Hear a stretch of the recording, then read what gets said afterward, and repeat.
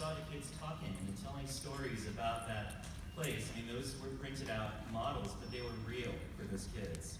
And they were real locations and real things happened there. And so one of the things that I teach kids about the concept of a story. And a story, really, at its barest essentials, is a person in a place with a problem. And in literature, we call it character, setting, and plot. But if you think about telling a story, what are the stories that happen in your cities? You can have kids write about that. You can have kids talk about it on video. There's a lot of learning that takes place around it. But I often tell my teachers, Minecraft doesn't teach things. Minecraft helps people learn. But it provides a catalyst for that powerful learning to take place. So, for instance, we ran into the same thing that David ran into with TNT. At the high school level, kids love TNT. And so we had some things that kids had built get destroyed. And we went through this process of thinking about, do we ban TNT? And it kicked off a huge debate in my classroom. I had one group of kids saying, TNT doesn't do anything that you can't do by hand. It just does it a lot faster. But if you really need to dig a quarry, just get a bunch of people together and have them dig it out. You don't need something that powerful that can do it in a couple of seconds. But at the same time, I had another group of kids who came up to me, and they were just as vocal. These kids had all stockpiled large amounts of TNT in their basements, and they said, don't take our TNT. They had this rumor where you're going to get rid of TNT. They said, I have a right to use my TNT responsibly. Don't take away the TNT. I built that TNT. And then the other kids would say, well, why do you have so much TNT in your basement? But that's not the point. I'm a collector. I just like to, hold on to it. But it's not, it's the person. It's not the TNT. Ban the person, not the material, is what the kids would tell. So we kicked out this huge debate, and at one point I said, this is really interesting. Do you guys see the real life parallel to this? And very few kids actually saw the parallel with some of the real things that we're talking about in, unfortunately, the real world. But it provided a place to have this discussion over a game. But it was a real discussion. It was fascinating. And so for me, that's one of the most powerful points. A lot of the best learning in my classroom doesn't happen while the kids are playing Minecraft. It happens when their laptops are closed and we're processing and we're talking about that, because there is no undo. And if something gets destroyed, we have to face the consequences of that. We can't just roll it back and pretend it didn't happen. And that's, I think, good training for life, because in life there is no undo. There's certainly been moments where I wish that I could just suck those words right back into my mouth, and you can, right? If you say something or if you do something, there is no undo.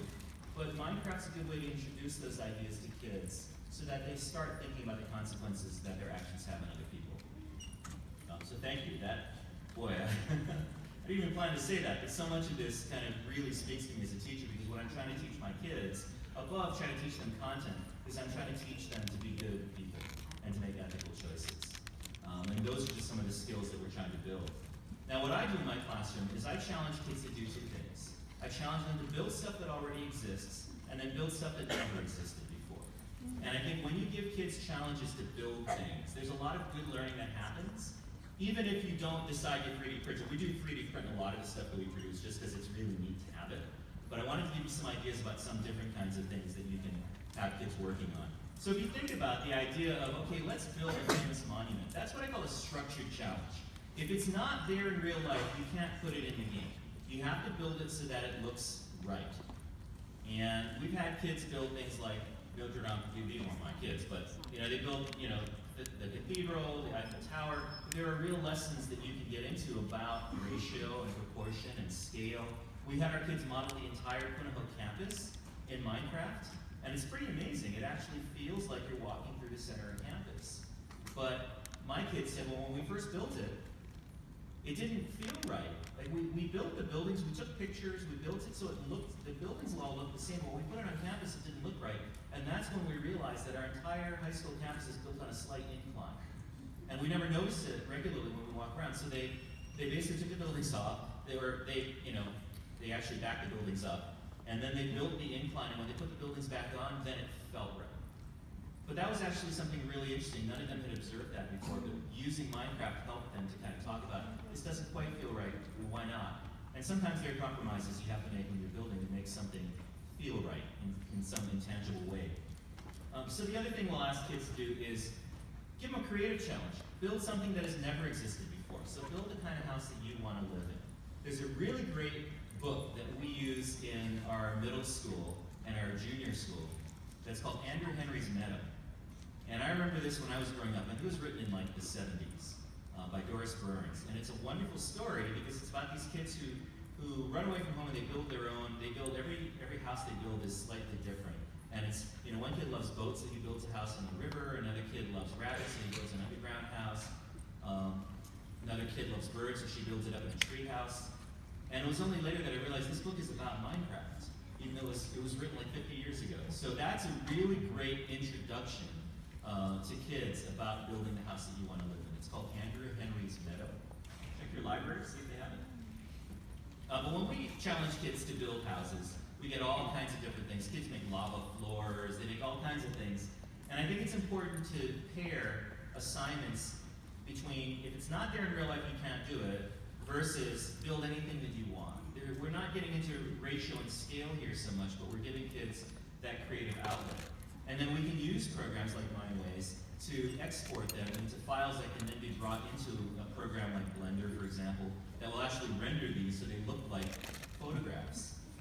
And so what we'll do with our kids is when kids build their houses, what we'll do is actually render them out. And it takes a little bit of time to render each one. But I gave my kids a calendar, actually. We made it one of those photo calendars, but each month was a different kid's house. And we kind of gave those out as little gifts. And so that was kind of a nice thing. And then some of them kids could take that same file and go ahead and print it out in real life.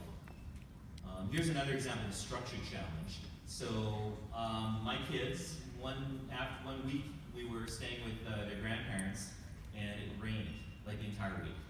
And so I challenged them to say, okay, well, can you build our house in Minecraft? And it was really interesting, all the different things they had to think about to make the house kind of feel right. How do you get that right feel? And in a lot of cases, they had to make choices, like a couch. They don't have a striped couch, but they used watermelons, and they kind of looked right. You know, and in some cases, they measured stuff out, and they built the hallway to scale, but it felt too long in Minecraft for some reason, so they had to shorten it. Even though it wasn't accurate in terms of scale, it felt like walking down the hallway. What was nice here is they were pacing off down the hallway and seeing, you know, how it felt. And if you'd seen me and my wife kind of having the kids doing this, you would have said, we're the worst parents in the world because the kids are all on the laptops. We're not playing board games or doing stuff as a family. Why are they just all on their screens? But what they were really doing was they were comparing notes, they were taking photos, they were arguing, debating about what should go where, and there was a lot of rich collaboration that was going on. Even though they were both looking at screens, they were involved in this sort of real-world type of challenge. And so these are just some examples of building challenges that you can give kids that I think emphasize a lot of the kinds of skills that we're trying to build. We're trying to give kids skills not only in measuring and comparing, but also skills in collaboration, in compromise. I mean, this is how we make kids who are better citizens and understand what it takes to work together in a team. So this right here is a castle that I had made in Minecraft and then actually printed out. I went to a company called Shapeways. And Shapeways.com is, there's one company, there's another one called Sculptio. I actually wanted to print it out in full color. There's a great company that's actually down in the expo floor right now called Mod T. They'd actually do a 3D printer for a few $100s, and you can print these out at home. And I think as you saw, you can come out with some really effective looking sculptures that they don't have to be in full color. Because a lot of it is the story and the imagination behind it. But if you want to go with full color, you can get some really neat examples here. One way that I really got into 3D printing was Sterling Babcock is a guy that created a house called Solomar. And unfortunately, Sterling was not able to be here. But we used Eric's software to actually print this thing out through Shapeways. And so we got the file, project file, and sent it through. And what's really neat about this house, we have the house up here, it's only about this big. Every single block in Minecraft 1.7 is actually in there. And the whole house comes apart, so you can take off the which David is demonstrating right now. And you can actually take off the top and you can look inside and you can see the nether. And he's actually put in one of each kind of block. So it's kind of fun to go through there and kind of see where are all of these different blocks. So after the presentation, if you'd like to come up and take a look at it, please do. And to print out this house, this is a larger size. This cost me about $120. And for about 80 $80, you can get a smaller size one. And to me, the smaller one's actually more cool because all of the detail is still there. When you 3D print something, you can get like, these minute details in a very small amount of space. And you know, it's it's really neat to be able to design something in Minecraft and then see it in real life. And so it's all a web-based interface. And I wanted to hand this off to Eric because Eric's going to actually talk about the process of 3D printing some of these once you actually have these models.